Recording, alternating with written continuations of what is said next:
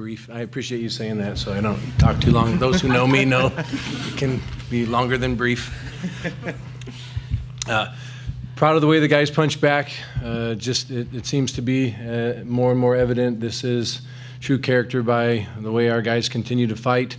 Both pitchers outstanding out the gate and very difficult at-bats. And so very tight ball game. And those are the ones that you want to have because you know it brings out true character in guys. And even after the ninth inning,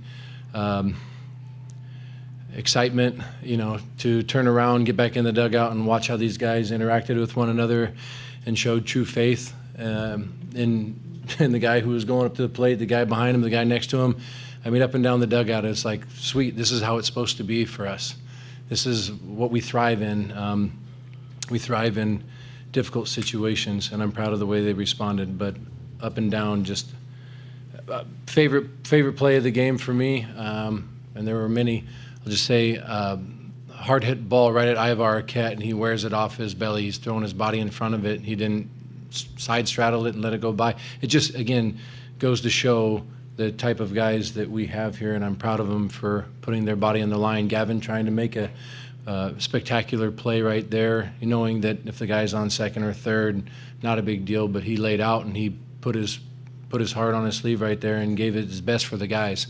So I'm proud of each of them for playing with real heart and grit, especially on a platform like this. We'll open it up to questions for the student athletes. Noah Bieniek, 11.7. Gavin, I asked you this question yesterday, and what a way to break your coach's career RBI record in the postseason. Can you talk about the moment and the jubilation that you felt with your teammates on the field? Yeah, it was awesome. I thought I broke it the first RBI of the game, though. Am I wrong? Is that wrong? Because I went over. I gave it to him. Yeah. But come on, shocker, right? But no, that moment was awesome. Just happy to do it for the guys. So yeah. Mark Garland, College Baseball Central. Wilson, catching Dax tonight, I mean, it seemed like everything you guys were calling was working. Was there anything special tonight? I know we talked a little bit earlier about the shadows going on. Just talk a little bit about how Dax was working the zone today. Just coming right out of the gate, hitting spots, locating heaters, and then also landing off speed when you need to. It's an easy game when you do that, but it's also very complicated. So it's really fun back there when Dax is locating and doing his job because it's fun.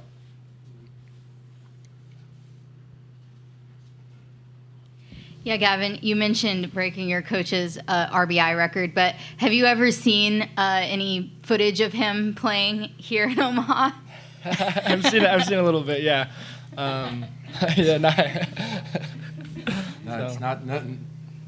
I've seen nothing to inspire them as far as the catching goes or anything like that. More the rapping inspires us. So yeah, that's good. Appreciate that. Let's keep the questions that way.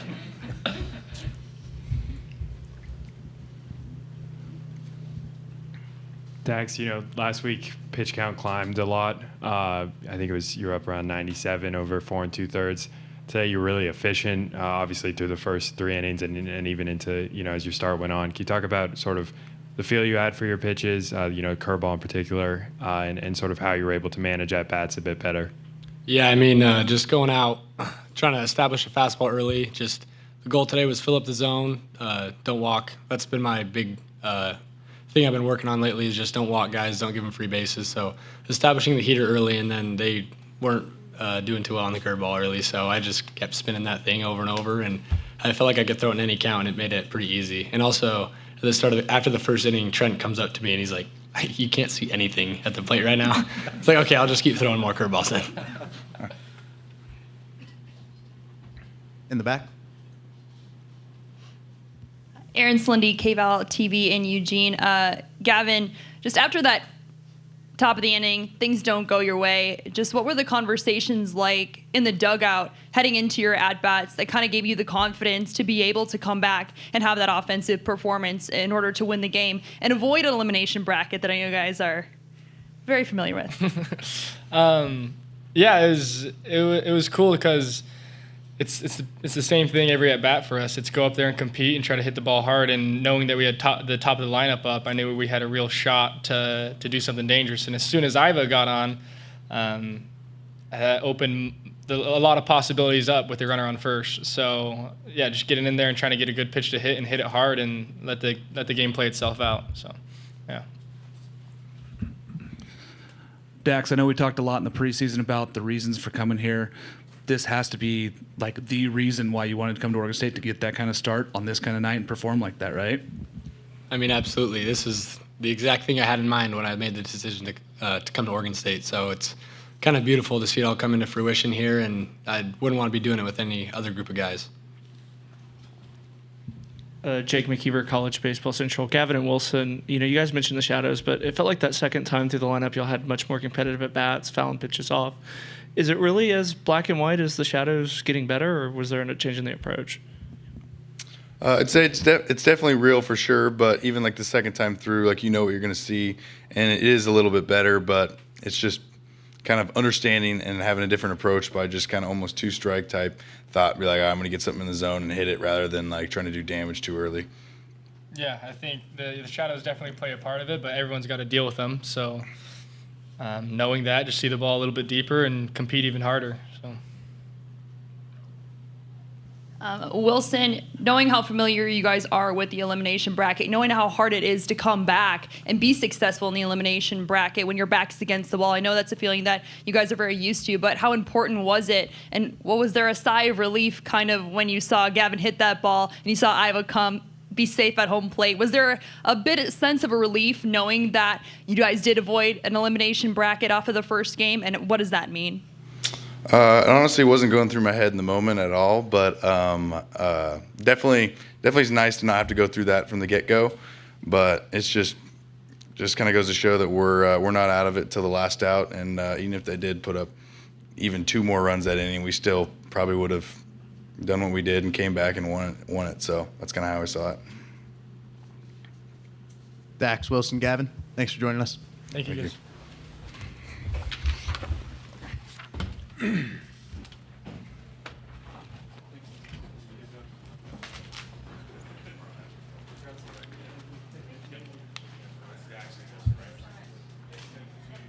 Now we'll open it up to questions for Coach.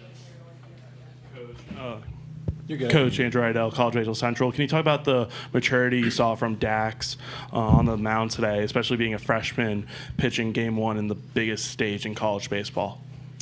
Yeah, I think the moment obviously highlights that even more, but how he's gone about his work all year, I wasn't surprised to see that. Playing in front of 25,000 people, national television, the greatest show on dirt. Like he said, he's been dreaming about that before he got here. So this wasn't his first time stepping on that stage.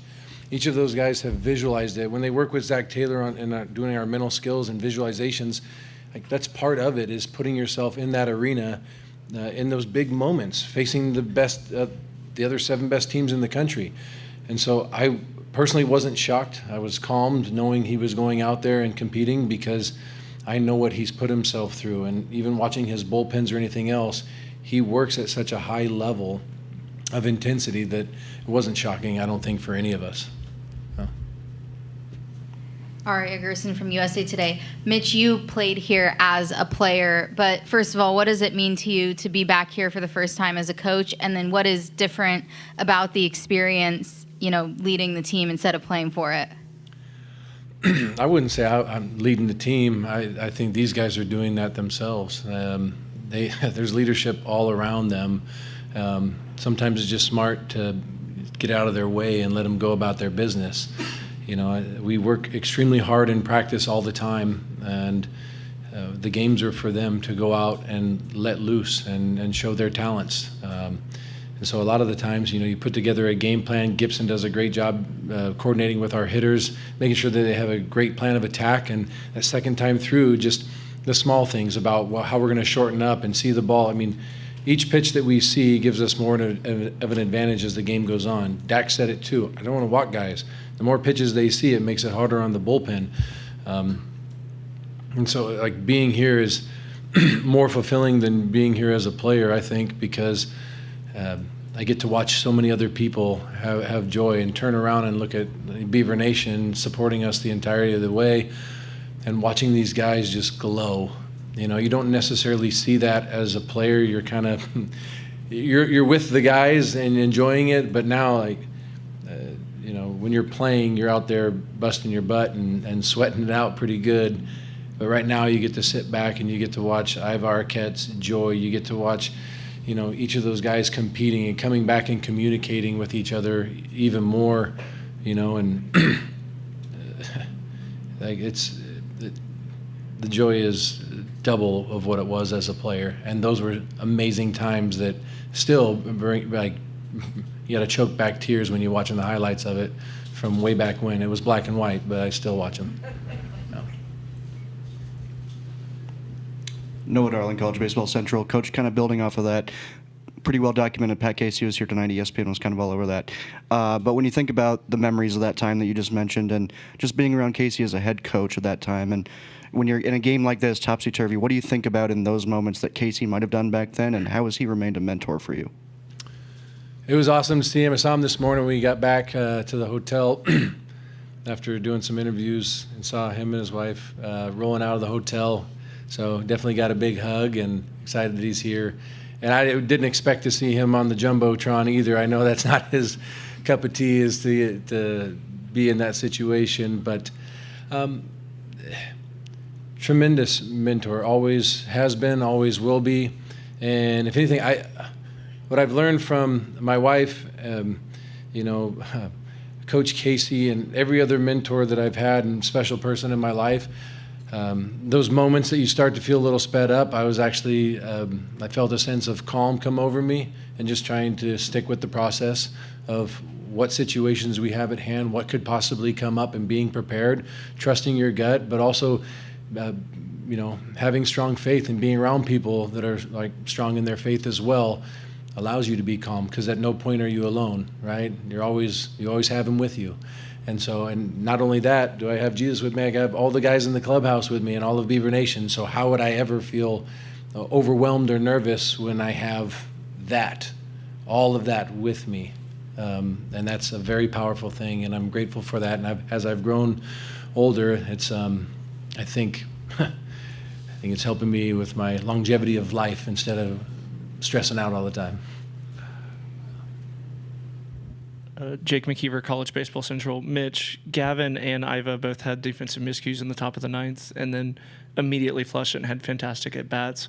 What does that say about the resiliency of this team? And did that cross your mind when Iva had the error that he was coming up second in that inning? Well, I knew prior to that, usually like seventh inning, I was already like trying to get an idea of what was going to happen in the eighth, where we're at in the ninth. So if we can, you know, press on the bases a little bit more. You want to make sure that you're not cutting your outs short coming up for that possible ninth inning if something does happen. You know, so it mitigates a little bit of risk that we're going to take earlier on. But knowing those guys were there, like, that's where a ball gets to the fence. I mean, we were talking about, I look all around the field and I'm looking at Gold Glovers. Those guys steal the heck out of bases. We got a good time to the plate. Wilson threw a dart to second, puts on a great tag. We're in a good spot, no one's on base. Okay, they get another hit, and the ball kicks around a little bit here and there. But the worst thing you can do is panic, right? You got to take a breath, and even if the game's tied, we still get to hit, and we're at a great spot in our order. And when I say a great spot in our order, I mean it's our turn to hit. That's always a good spot to be in. And how these guys work day in and day out, that gives me that confidence in those moments. And I know if I'm not feeling confident, it's going to spread to the rest of the guys. And so you're constantly looking at the lineup card and looking at the guys, and you know you're breathing that positivity into existence. And so Ivar Arquette's made 4 errors all year, and he was trying to make a really immaculate play for the guys. AJ Singer's made 1 error all year. That guy is a magician with the glove. Our guys work extremely hard, and so sometimes those things are going to happen. And I'm not surprised, but also very proud of how they responded to each of those things that happen. And isn't that how it always works out? There's a miscue, and then that guy wins the game or whatever. But Gavin did the right thing going after the ball right there. didn't matter if he missed it or not. It was going to be a hit, so might as well try to take one away when you got a 2-run lead. Any other questions for Coach? All right, that'll conclude our press conference for this evening. Coach, thanks for joining us. Thank you. Hammond Communications will post a recording of this press